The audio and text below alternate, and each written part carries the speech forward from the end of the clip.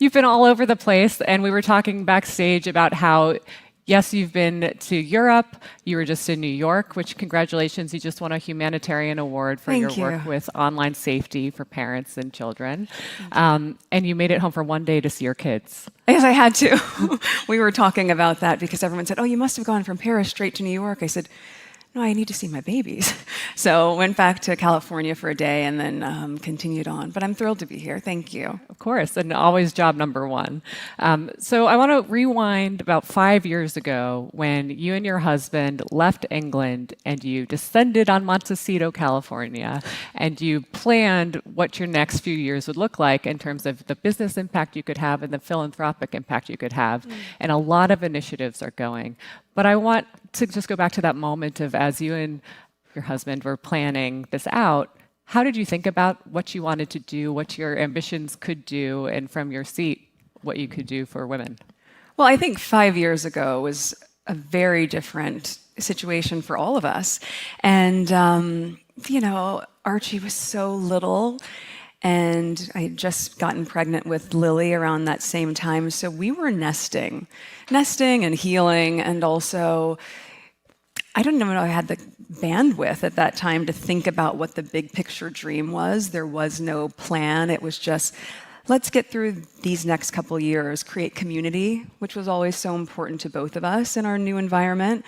And then as we started to get into our producing, through our deal with Netflix, really creating projects that we felt were compelling. And then I said, okay, I've always loved being able to share. I've always loved being able to cook and entertain. Is there a business here? And I think it was probably most people's assumption that if I was going to go into business, it would be fashion or beauty. But those 5 years at home, I wasn't running around wearing beautiful outfits. I was probably in Birkenstocks and sweats like the rest of us, especially during COVID, or just barefoot at home. But I was making a lot of jam. So it ended up becoming the thing that really was my passion project that I turned into a business. Amazing. And that became As Ever, which you launched about 1.5 years ago and went through a rebrand. I'm curious, you had one of your ventures was a podcast called Confessions of a Female Founder. Yes. About a year and so change after launching a company like that, what would your confessions be? Has it been harder than you thought, easier than you thought, more rewarding, harder? What's the takeaway? Well, I think year one for any founder is just a lot of learns. And so we founded As Ever earlier this year. I think the first drop was in February or March. And what you're looking for is, what are the consumer behaviors and habits? What are the products that they're gravitating to? And I had this incredible fortune of having every SKU sell out within under an hour, which is amazing. And also, you don't learn a lot. A lot about inventory management, supply chains, and all the rest. Oh my gosh. So then I was doing Confessions of a Female Founder as I was building this. I'd always loved the podcast, how I built this. And I thought, could we do something that feels a little bit like the tenor of how I'm building this? And really be candid, both talking to female founders who had scaled and sold, and equally to other founders that were on their first run, in many ways like I was. So I was learning from a lot of the women that I invest in and also that I'm friends with. But, I think my learns were to continue to give yourself the grace to have to pivot. And you do, because that first sellout, we said, great, let's 10x the inventory for the next seasonal drop. We'll get all the metrics that we need. And then it sold out within 4 hours, which again is amazing, but also not helpful. So I think it's just been a lot of learns, and then extending and expanding the product categories to really see what those habits are and how we can show up in your home for you.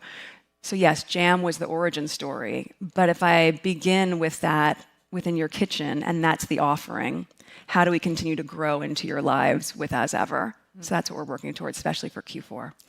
Figuring out how to meet the demand that you have from your following must be challenging. And I was hearing you say earlier that you had planned, surely if we 10x this order, we will have this supply for months. Yes. Lo and behold, is only a few hours. Right. So how are you navigating building the infrastructure behind the demand that you as a brand can make? I think a lot of considerations go into which products become limited edition, which ones are going to be in steady state, what really is the brand identity beyond the jam, which, yes, is the hero product. But then as we've gone into different SKUs, flower sprinkles became quite a thing. And that was really complemented by the show. With the series with Love Meghan, I was able to show people what I love to do, and then we had the brand where I could tell them how they could have a lot of those things in their own home. I think it's going to be a continued process, as most founders will find in year one. And holiday, we have to be ready for holiday. So trying to be in steady state for most of the SKUs and really not being able to gauge how things are going to sell out, especially when you have people who have an appetite for the products in global territories, but we aren't selling internationally yet. And so they're finding workarounds where they'll have their friends stock up for them and then ship it to them separately. So the inventory is moving in a way that we hadn't anticipated, which is the biggest blessing.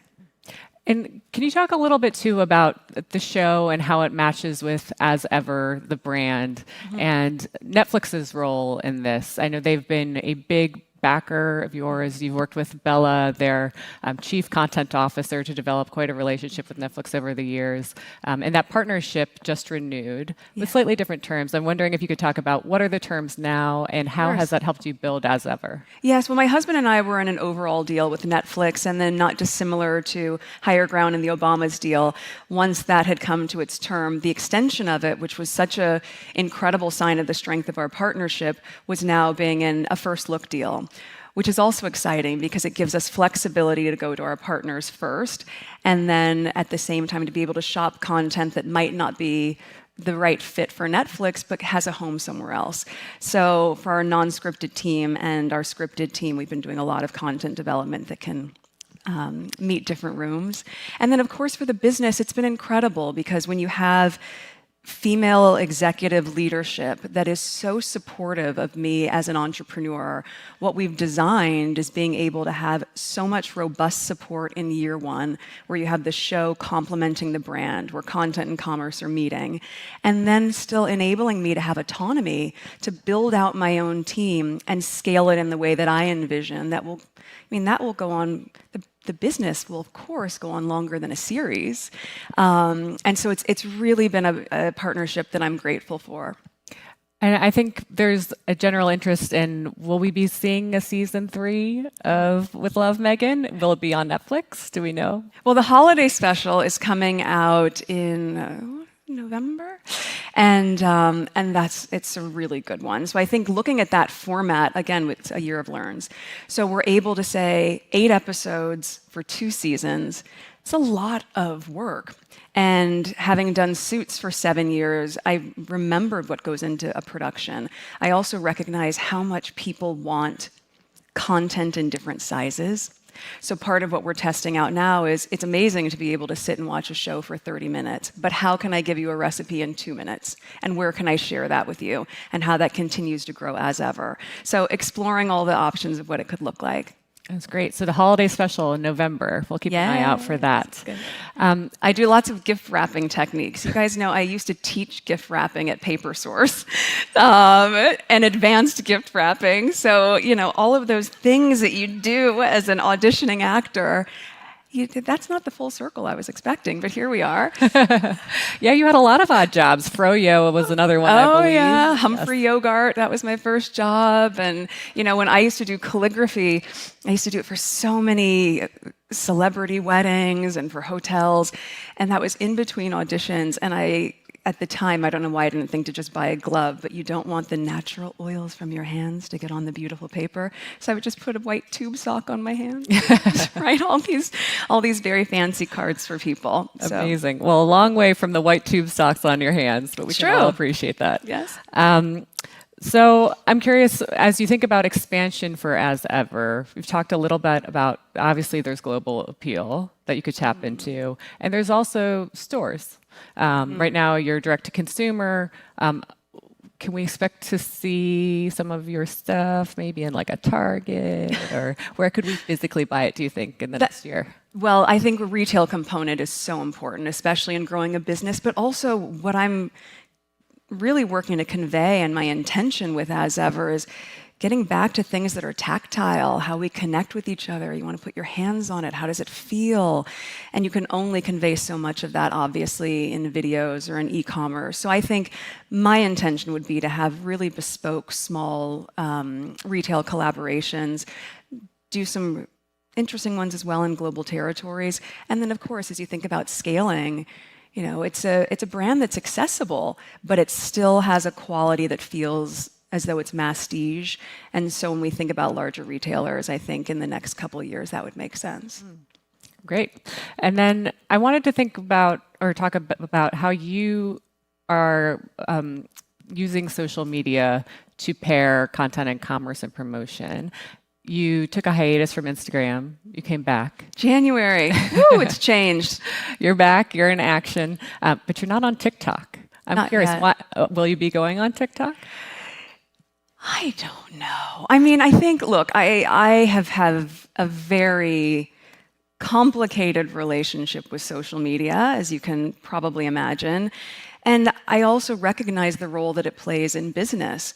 Part of it is, equally the work that you were talking about earlier. My husband and I spend a lot of time working on online harms, specifically surrounding protecting our children, not ours personally, but all of our children, for what they're susceptible to in the online space. So I'm sensitive to that. I also recognize that if you can show up in these spaces and be on the side of good, there is tremendous value in that also. So we're going to continue to expand the footprint in the social and digital space for the brand. For me personally, I don't know. The last time I was on Instagram, you guys, Boomerang was a thing. That was a long time ago. So having started in January, I just started to explore and play in the same way that anyone else does when they're online. I just happened to do it with a little bit more attention on what I was doing. Yeah, it's a hard decision to make, because obviously people want to be hearing from you, but then they have lots of opinions that they stick in there that are not welcome, not helpful. And I'm curious, as you are, founders always have to look for signals in what's working, what's not working, how do I tinker, how do I pivot? How are you able to decipher out like the constructive from obviously the not constructive that you need to ignore? Well, there are certain things that I've done just for my own self-preservation, but also that I've applied to the brand and for the people that are incredibly supportive. I know, the question can be around naysayers, but if you really see the groundswell of support that surrounds the brand and me, that's what I feel the most, and that's what I appreciate. But by design, I also recognize that a lot of those people aren't going to my page to see negativity. And so not just protecting myself or the people that work with me, but also the supporters. So I don't have the comment section on. That's a choice. And yet part of that challenge that I was trying to solve for was, then how do I create community? That is so key to this brand, and it's so key to how I like to show up in the world. How do we actually connect if you can't have comments and exchange? So my social media manager would send me screen grabs of different things that people were posting in their UGC. And I said, okay, what am I going to do here? They said, you could do a text overlay and respond. And I said, oh no, in the same way that on my own camera roll at home, I'll zoom in and I can scribble a little note and send it to a friend. I've just started this construct where I will start writing in my handwriting a note to users who put up content. So I said, let's find small and creative ways to engage the community and let them know that I'm listening, that I really see and appreciate their feedback. So I think a lot of it is just designing what works best for you, while also being really cognizant of what is going to help grow the business with an intentional and authentic point of view. And that's what I'm constantly working to try to achieve. I think it's so hard, the whole online experience. And we were talking also backstage about a study that, I don't know how many of you saw this, in the FT over the weekend. They were showing, have we possibly reached peak social media as of 2022? And there's definitely charts that show, yes, engagement time across social platforms has gone down, and it's being led by younger generations. And so I think that's like a really interesting trend to pick up on. And as a print publication at our heart, I'm very encouraged by the trend of going a little bit back. And I'm curious what you think about other formats that are not digital. Have you considered a cookbook? Could we expect that in the future? Maybe a magazine? What do you think? I love paper. And I really love, again, the sentimentality of what happens. We all have those cards or issues of a magazine that you have held on to for so long for whatever reason. And so from my standpoint, if there's ways to really hearken back to a time where things were slowed down a little bit, whether that's in a limited edition, and yes, of course, digital is how people are consuming media, but I do think we can start new trends. And I love a classic. I love things that are, dare I say, vintage inspired, but for our kids, they would think a magazine probably feels a bit vintage. You know, I do think there's something incredible about a handwritten note. I would love to be able to combine all of my loves that really are a little bit more old school into that type of forum. So I would say never say never. That's great. Well, if we can help you with that, please let us know. Yes, I know who to call. So I'm curious, now that you have numerous businesses and ventures under your belt, and you're obviously still in the thick of it, what have you learned about yourself as a leader and as a CEO? Thank you. You know, it's been incredible because when I was on Suits, that was my last time really in a position with a very large team. We had a crew of 200 people. And I worked on the show for 7 years, and I loved the crew. I loved that experience and the culture that's on set as well. And so I think being able to now have my own business, it's very different than being on set. And even the set for With Love Meghan, that's a crew of 80 people. It's still a very large crew. But for my business, I've been very decisive about having a lean team. I think you want to have a great soundboard of people that are with you and with varied points of view. You want someone who's going to push back. You want someone who's going to be so creative and savvy in a space that might not be my skill set. So I love creating that culture, having that camaraderie with my team, and playing and being curious. Constantly just pushing the envelope to ask the questions of how can we show up in a way that truly indicates that we are putting care into every detail.